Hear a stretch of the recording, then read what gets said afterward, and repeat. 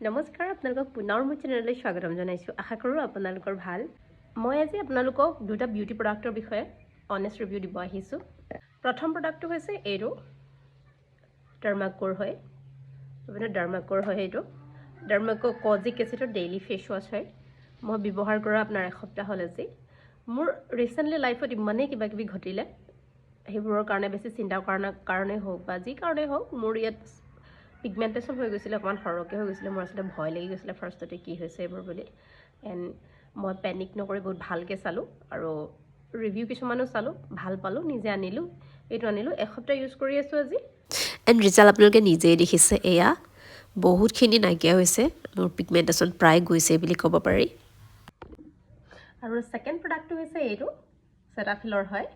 Cetaphil gentle skin cleanser হয় মোৰ all time favourite হয় এইটো মই জলৈ গলেও বেগত এইটো কেৰি কৰোৱে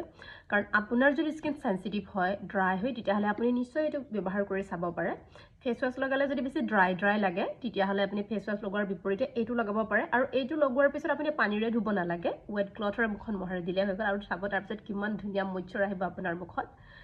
আৰু এয়া কোনো প্ৰমোশনাল ভিডিঅ' নহয় এয়া মোৰ নিজৰ এক্সপেৰিয়েন্সৰ পৰা মই আপোনালোকক কৈছো আজিলৈ আহিছো আকৌ লগ পাম ধন্যবাদ